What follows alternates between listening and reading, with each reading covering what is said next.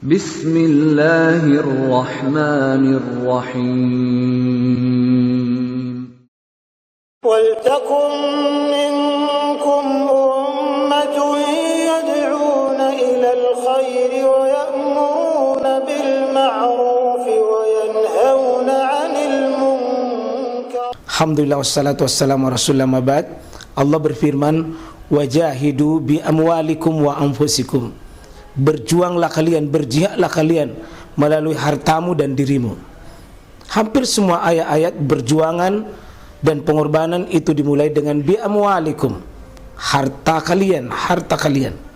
Saya mengajak secara praktis dan kami sudah buktikan.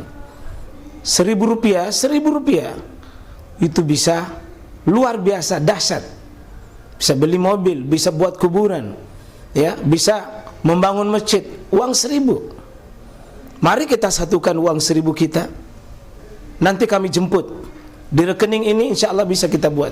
Di rekening ini insya Allah kita buat sebuah kekuatan umat dengan Rp1.000. Rp1.000 dahsyat. Assalamualaikum warahmatullahi wabarakatuh. Ada satu saat, Pak, lambat atau cepat, rela atau tidak, mau tidak mau akan kita berpisah. Mari jangan tertipu dengan kehidupan orang-orang yang mengejar dunia, Pak. Saya melihat banyak manusia tertipu dunia sampai dia lupa mempersiapkan kehidupan hakiki yang sebenarnya di hadapan Allah. Mari kita song-song letakkan dunia pada tempatnya. Penting dunia, Pak. Tapi dunia tetap tempatnya hanya di dunia. Kalil, dia sangat sedikit, dan tidak boleh manusia tergiur dengan sedikitnya lalu lupa dengan perkara besar. Ada perkara menanti kita, Pak, Ibu, yang paling besar di akhirat, yang membuat kita selama-lamanya. Mari kita jadikan dunia fasilitas untuk masuk dalam sibuk dengan akhirat kita, insya Allah. Mudah-mudahan kita perbarui semangat kita dengan berilmu, perbarui semangat kita dengan iman, insya Allah ta'ala. Insya Allah di kesempatan kali ini kita akan masih melanjutkan di hadis ke-123 di kitab Jami oleh Syekh Jamaluddin Al-Afghani Al-Maqdisi ini. Ya, beliau berterima kasih kita telah mengambilkan hadis-hadis begitu bermakna sebagai kitab umdah, kitab mendasar yang bersifat ahkam, hukum. Jadi hukum-hukum yang mendasar yang beliau kumpul sehingga kita belajar dengan kitabnya ini, kitab Umdatul Ahkam. Dan alhamdulillah, ya, tanpa terasa kita sudah berada di hadis 124, 123, dan ini hadis terakhir dari pembicaraan di kitab Jami'nya beliau. Ya, jadi kitab Jami' tentang solat, beliau menyimpan beberapa perkara tentang pembahasan solat yang berbeda, tetapi tetap temanya tentang solat. Ya. Ada 10 hadis yang beliau simpan di kitab Jami'nya ini, kitab kumpulan beberapa hadis tapi tema yang sama, tema tentang masalah salat. Aku di sini bicara tentang hukum makan bawang merah, bawang putih dan semacamnya lalu masuk masjid. Nah, ini ada hukum besar yang bagus jamaah itu ketahui, pengurus masjid ketahui, bahkan ini imam untuk ketahui dengan bicara tentang soal makanan. Ya, makanan yang banyak favoritkan, tetapi ini juga kadang-kadang juga mengganggu tentang bab tentang man akala thuman au bathala, tentang makan bawang putih atau bawang merah dan tentang semacamnya. Hadis Jabir. Ya, saya coba mengambil ini kalau penulis hadis Jabir saja, tapi insya Allah sebentar saya akan coba mengambil seluruh hadis tentang berkaitan dengan tema yang sama. Ya, sekarang kita sudah cukup banyak dibantu oleh alat-alat sekarang ini dengan tema yang sama, sudah bisa kita hadirkan hadis Jabir di sini. An Jabir bin Abdullah radhiyallahu anhuma an Nabi sallallahu alaihi wasallam. Ini hadis Jabir, ya, sosok sahabat yang masuk ranking 7 perawi hadis itu Jabir.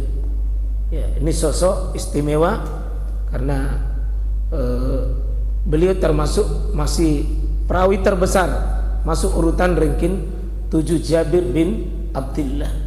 Tentang hadis ini, annahu qala, beliau Jabir ini berkata, lalu mengambil dari Nabi SAW, man akala thuman, siapa yang makan bawang putih, atau basala, bawang merah, ya, apa kata Nabi SAW, kalau dia sudah makan bawang putih atau bawang merah itu, ya, ini falyatazilna, hendaknya dia menjauh dari kami, ya, au liyatazil masajidana, atau dia menghindar dari masjid kami.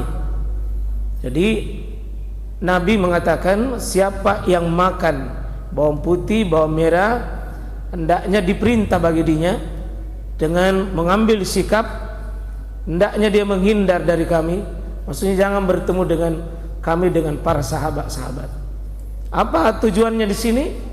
Ya, karena unsur dari bau dari makanan bawang putih dan bawang merah itu, unsur baunya, Pak.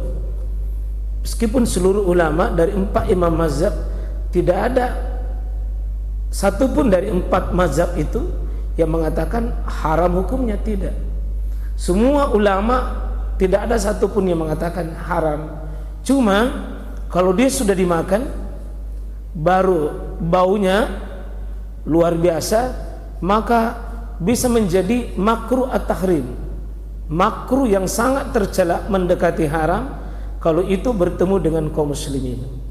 Ternyata hikmah paling terbesarnya bukan zatnya ini makanan yang dilarang, tapi unsur baunya. Apalagi kalau dia mentah. Ini bawang merah, bawang putih, jemaah sekalian, termasuk makanan tertua juga sebenarnya di dunia. Ya, termasuk ya unsur sayur-sayuran dan bahan yang apa namanya itu paling termasuk paling tua. Ya. Kalau kita baca sejarah bawang merah dengan bawang putih, itu kalau kita baca Quran dia ada, ya, di ayat 61 itu Al-Baqarah. Wa iz qultum ya Musa lan nasbira ala ta'ami wahid fad'u lana rabbaka yukhrij lana mimma tumbitul ard mim baqliha wa qithaiha wa fumiha wa basaliha. Ini basal, ini disebut basal, bawang merah. Jadi 5 jenis makanan yang sudah ada sejak zaman dahulu, 5.000 tahun sebelum 5.000 tahun yang lalu, Pak, sudah dikonsumsi makanan ini, sudah dijadikan makanan favorit itu. Ini basaliha. Jadi umat Bani Israel itu minta, Bani Israel berarti umatnya Nabi Musa, itu mengatakan wa iz qultum ya Musa lan nasbir ala ta'ami wahid fad'u lana rabbaka yukhrij lana mimma tumbitul ard min baqliha wa qissaiha wa fumiha wa adasiha wa basaliha. Musa, saya tidak pernah bisa puas sebelum kau datangkan. Kalau makanan cuma satu saja makanan, kalau cuma satu saya tidak puas deh, tidak cukup. Coba datangkan pada kami makanan yang berupa itu, ya, ada ulana ukhrijna mimba keliha, sayur-sayuran, wa fumiha, termasuk apa? Ya, makanan-makanan yang sifatnya kata para ulama ya bisa berupa menjadi halal, semacam sayuran, ya, daun-daun yang sifatnya lezat juga. Wa adasiha, kacang-kacangan, ya, kemudian wa fumiha wa basaliha, ini bawang merah, bawang putih. Jadi dia minta itu, berarti dari dulu itu sudah menjadi favorit itu, ya, baik di Mesir, di Mesir khususnya yang paling pertama menemukan dan memfavoritkan ini. Bahkan sudah sekarang hampir seluruh dunia sudah menjadi ini difavoritkan. Nah, cuma Nabi SAW bukan melarang zatnya, Pak. bukan melarang zatnya, cuma dampak baunya itu. Coba kalau ada orang yang sudah penggemar bawang itu, rata-rata keringatnya itu lumayan, Pak.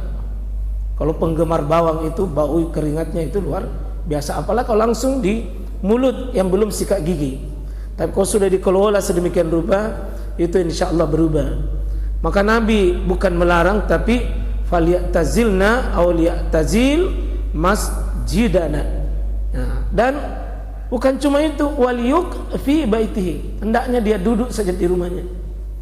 Dan ini menunjukkan betapa jeleknya ini dikonsumsi pada bersamaan mendekati waktu sholat. Karena di mana laki-laki, Pak, diwajibkan sholat berjamaah di masjid, tapi di posisi ini disuruh menghindari, suruh menghindari. Nanti pada hadis-hadis ke bawah nanti kita akan lihat apa alasannya itu dilarang, apa alasannya dilarang itu. Ya, kalau sesuatu yang kita diperintahkan ke masjid, ya, dan ini yang ditulis oleh para ulama, ada 6 sebab, ada 6 sebab yang orang itu terlarang masuk berjamaah. Salah satu sebab ini, Pak, ya, itu terlarang karena dia sudah mengkonsumsi makanan yang menyebabkan gangguan kepada orang lain. Ya. Kemudian di sini disebutkan, ya, bahwa wa utiya biqadrin fihi, ya, hadiratun min bukul fawajada laha riha, ya, fasa'ala fa akhbira bima fiha minal bukul faqala, ya, qarribuha ila ba'di ashabi falamma ra'ahu kariha akalha qala. Ini alasannya Nabi nih, ketika Nabi SAW itu pernah suatu saat dia singgah lalu ditawari, Pak, makanan, lalu makanan itu berupa makanan itu dan berbau. Lalu Nabi SAW tanya apa itu, maka dia ditanya bahwa itu adalah tentang makanan yang semacamnya mengandung bau.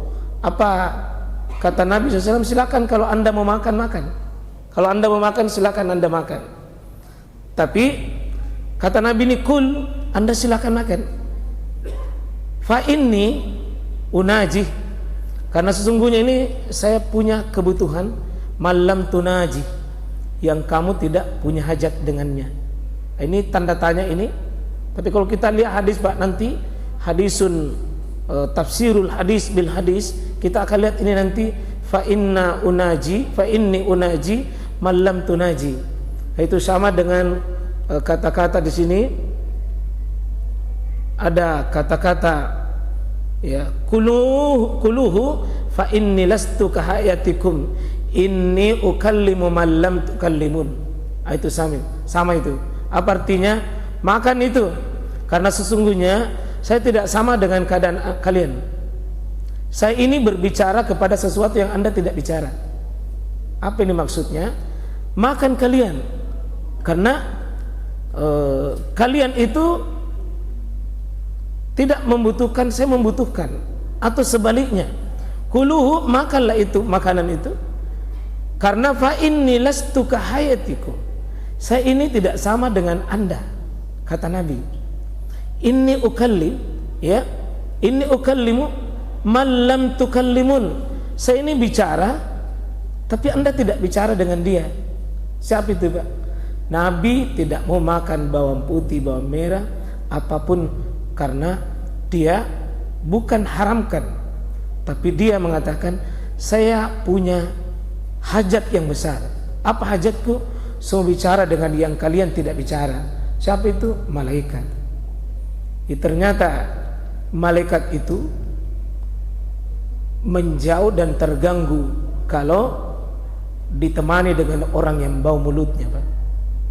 Itulah sebabnya kalau kita mau baca Quran, mohon yang mau baca Quran Bapak Ibu, meskipun tidak ada orang, tapi ada hadis.